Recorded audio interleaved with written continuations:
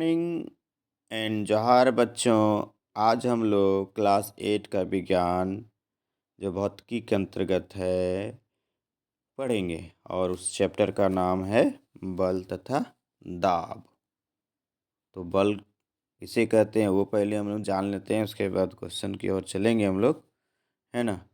तो जान लें कि किसी भी वस्तु को खींचना या धक्का देना, ये वस्तु है ना, ठीक है,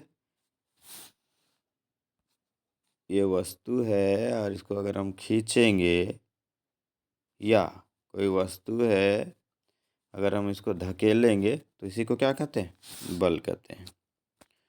और दूसरी भाषा में क्या कहेंगे, वस्तु को अपनी ओर खींचना अभिकर्षण कहलाता है, ठीक, अभिकर्षण। और वस्तु को ऐसे धकेल देना अपकर्षण कहलाता है। क्या, अपकर्षण, ठीक।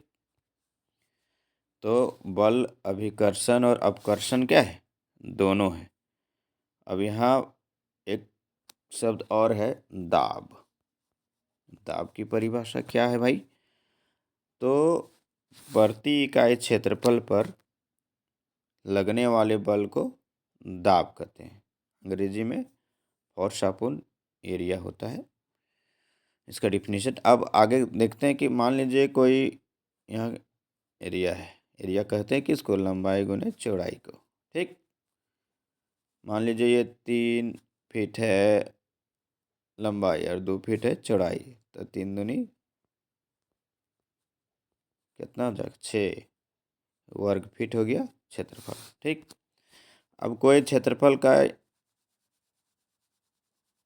ये जगह है, ठीक, और इसमें कोई बल पड़ रहा है ना, इसमें कोई बल पड़ रहा है, तो यही प्रति इकाई क्षेत्रफल पर लगने वाले बल को क्या कहते हैं, दाब कहते हैं। अंग्रेजी में इसको प्रेशर कहा जाता है, ठीक। चलिए अब थोड़ा इसका एसआई मात्रक जान लेते हैं। बल का एसआई मात्रक होता है न्यूटन, ठीक है, और दाब का एसआई मात्रक होता है पास्कल, है ना, पास्कल होता है। लेकिन इसको निरूपित क्या किया, कैसे किया जाता है, इसको निरूपित किया जाता है, निरूपण इसका होता है न्यूटन, यानी है ये न्यूटन बटे मीटर स्क्वायर से, दाब को, है ना। दाब का सही मात्रा अगर लिखेंगे, निरूपण करेंगे तो न्यूटन बटे मीटर स्क्वायर होगा, ठीक। चलिए अब हम लोग सॉल्व करते हैं, इससे थोड़ा हम हल्का सा बड़ा कर देते हैं।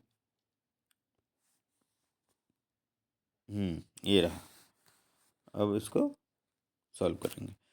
बल होता है, क्या होगा, शक्ति, दाब, अपकर्षण या अभिकर्षण या घर्षण। तो सही आंसर हो जाएगा अपकर्षण या अभिघर्षण। अपकर्षण मतलब धकेल, धक्का या खिंचाव, ठीक है। अभिकर्षण मतलब खींचना, अपनी ओर खींचेंगे उसको अभिकर्षण, और दूर धकेलेंगे उसको अपकर्षण, ठीक है। अगला क्वेश्चन है, बल क्या कर सकता है, गति को बढ़ाता है, दूसरा गति को घटाता है, वस्तु के आकार को बदलता है, इनमें से सभी।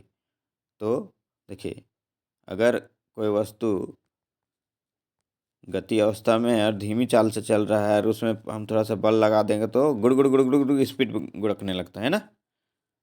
और इसका जस्ट विपरीत, अगर कोई वस्तु गुड़ गुड़ गुड़ गुड़ आ रहा है और हम यहाँ खड़ा होके, है ना, खड़ा होके इसको अगर रोक लेंगे, है, तो उसका गति क्या होता है, घट जाता है। ये हो गया। और क्या हो सकता है, अगर कोई बैलून है, इसको दबा दिए तो पिचक जाता है बैलून, है ना, तो वस्तु के आकार में भी परिवर्तन हो जाता है। तो तीनों ऑप्शन सही है, और इसके लिए सही कौन होगा, इनमें से सभी, ठीक है। उस राशि का नाम बताएं जिसका मात्रक न्यूटन है। फटाफट टिंग टिंग, बल होगा आंसर। अगला है बल का, बहुत इंपॉर्टेंट क्वेश्चन है ये। देखिए, बल का केवल परिणाम होता है, परिणाम और दिशा दोनों होते हैं, केवल दिशा होता है, इनमें से कोई नहीं। तो जान लीजिए, अगर कोई वस्तु है ना, इसमें हम अगर धक्का दे रहे हैं तो कोई दिशा में ही जाएगा ना आगे वस्तु, ठीक है। इधर से ठेल रहे हैं तो इधर खिसकेगा, इधर आ जाएगा, इधर आ जाएगा, है ना।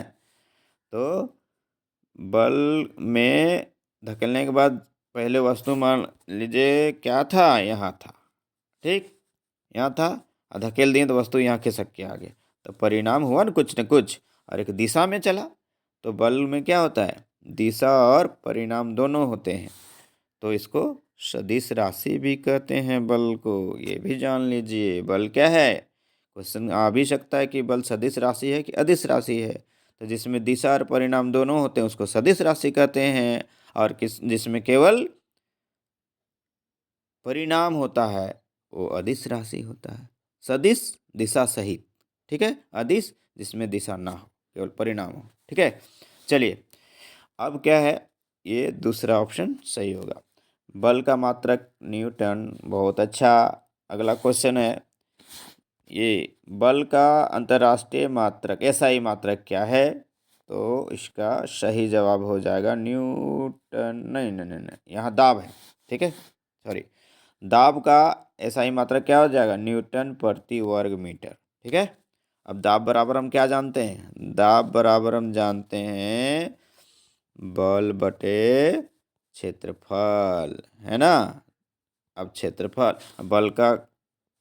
बल का एसआई मात्रक क्या होता है भाई, न्यूटन, और क्षेत्रफल को क्या लिख सकते हैं, मीटर गुने मीटर या फीट गुने फीट, जैसा है ना। अब यहाँ देखो ये क्या होता है, तो नीचे एन को एन लिखेंगे और मीटर स्क्वायर हो जाएगा, तो ये किसका आया, दाब का। तो दाब का ऐसा ही मात्रक क्या हो जाएगा, निरूपित कैसे कहते हैं, एन मतलब न्यूटन, ठीक, ये रहा न्यूटन बटे मीटर स्क्वायर, तो ऑप्शन सही कौन हो जाएगा, 3 नंबर वाला, ठीक है। अब देखिए ये तो अगला क्वेश्चन अभी जस्ट बताएं, प्रति इकाई क्षेत्रफल पर लगने वाले बल को क्या कहते हैं, तो दाब कहते हैं, दाब को अंग्रेजी में प्रेशर कहते हैं, है ना। चलिए अगला क्वेश्चन है, दाब है, देखिए बल बटे क्षेत्रफल, ये बी वाला सही होगा। आगे है, थोड़ा सा इसको बड़ा करते हैं ना, ये देखिए, द्रव का दबाव गहराई के बढ़ने से क्या होता है, बढ़ता है, क्या होता है, बढ़ता है, बी ऑप्शन, ठीक है। चलिए आगे नेक्स्ट पेज पे हम लोग चलते हैं, ये रहा, थोड़ा सा इसको बड़ा कर लेते हैं, है ना, ये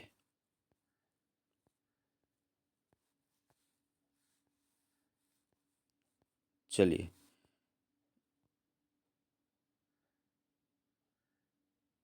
हाँ, अब क्या रहा कि विपरीत दिशा में कार्यरत बलों F1 तथा F2 का परिणामी बल कितना होगा, तो परिणामी बल होगा F1 माइनस F2, पहला ऑप्शन सही है, ठीक। दूसरा है, आवेशित वस्तुओं द्वारा दूसरी वस्तुओं पर कुछ दूरी से, है ना, बिना सीधे संपर्क मतलब बिना हाथ लगाए जो बल उत्पन्न होता है ना, उसको मतलब कोई आवेशित वस्तु है, आवेशित वस्तु मतलब एक तरफ प्लस है और एक तरफ माइनस है, तो ये आवेशित धन आवेश ऋण आवेश, है ना। तो इसमें बिना टच किए हुए जो बल उत्पन्न होता है ना, उसको कहते हैं वैद्युत बल, है ना, इलेक्ट्रिक फोर्स, ठीक। अगला है, विपरीत आवेशों के बीच क्या प्रतिक्रिया होती है, अगर इधर एक तरफ प्लस रहेगा और एक तरफ माइनस रहेगा तो खच्च के खींच लेगा, मतलब आकर्षण होता है, आकर्षित होते हैं, है ना, तो ये होगा। लेकिन एक तरफ प्लस और दूसरा तरफ इधर भी प्लस, तो ये भागेगा दूर, प्रतिकर्षण। तो विपरीत आवेश रहेगा मतलब प्लस माइनस रहेगा तो क्या होता है, आकर्षण होता है, ठीक ना। और प्लस प्लस दोनों सेम आवेश रहेगा तो क्या होगा, प्रतिकर्षण। अगला है, गिरते हुए आम पर कौन सा बल लगता है, आम कहाँ गिरता है? आम धरती पर गिरता है। यहाँ है और ये आम है आपका, ठीक है। ये कहाँ गिरेगा?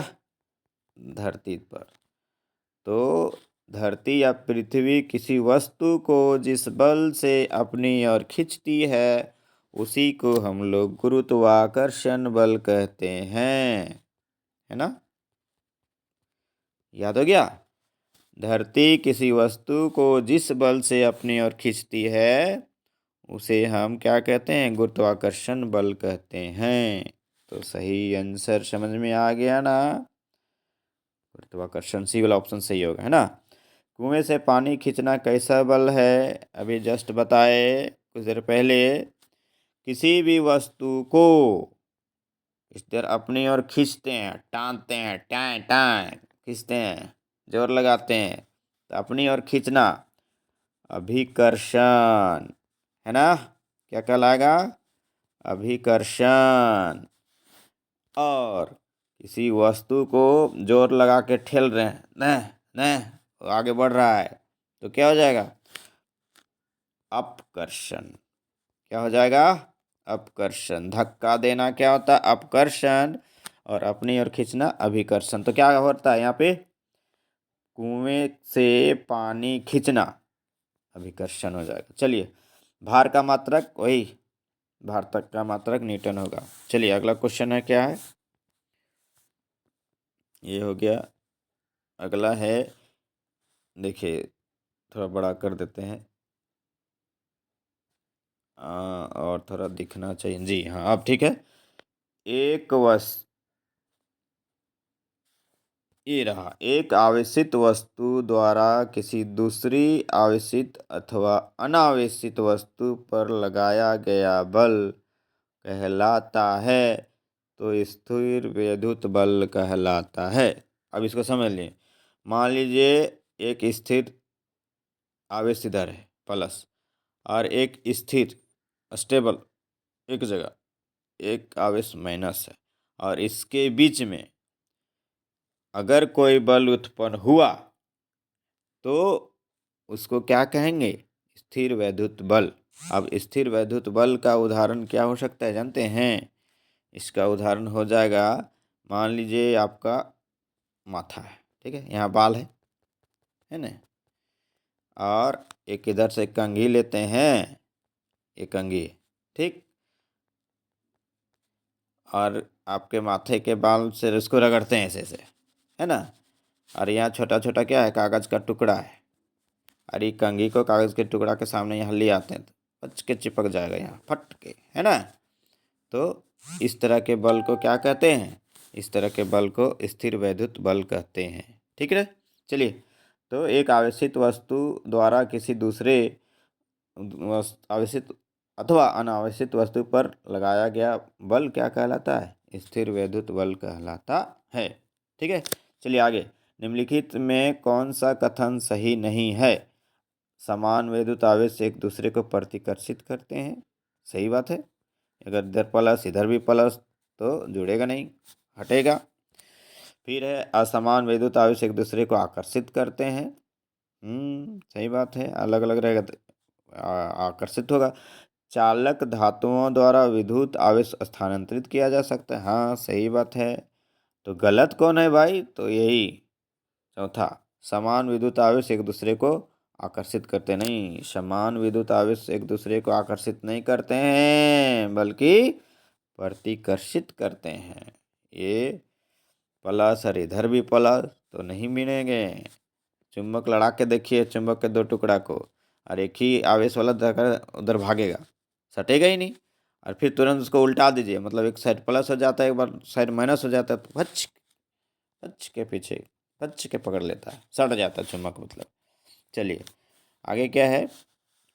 एक आवेशित वस्तु अनावेशित वस्तु को क्या करती है?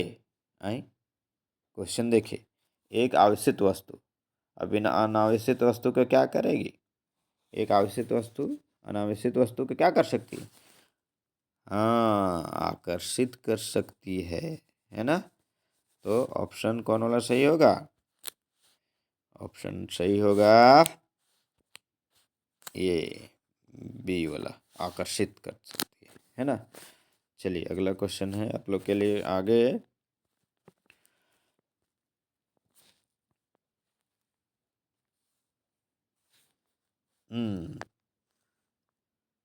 शुष्क मौसम में बालों में कंघी करने पर वह बिखर जाता है। इसके लिए कौन सा बल उत्तरदायी है? तो उत्तरदायी होगा, क्या होगा? स्थिर वैद्युत बल उत्तरदायी होगा। फिर अगला है, निम्नलिखित में किसे रगड़कर आसानी से आवेशित नहीं किया जा सकता है? किसे रगड़कर नहीं किया जा सकता है? ये थोड़ा सा देखिए।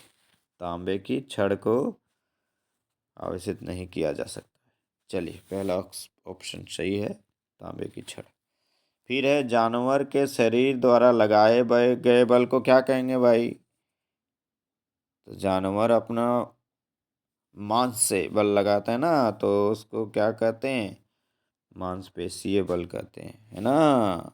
चलिए उसके बाद क्या होगा?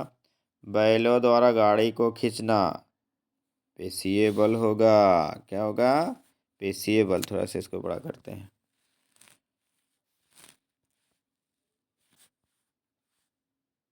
चलिए, बैलों द्वारा गाड़ी को खींचना किस बल का उदाहरण है? तो ये हो जाएगा पेशीय बल का उदाहरण हो जाएगा। ठीक। चलिए, दरवाजे को धक्का देने पर कैसा बल लगता है?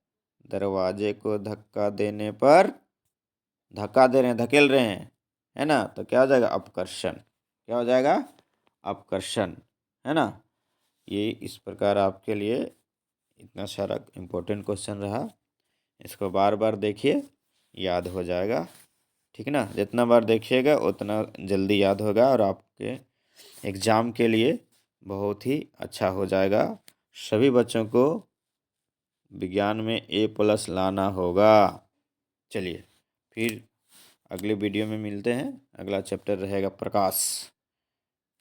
Thank you, bye bye.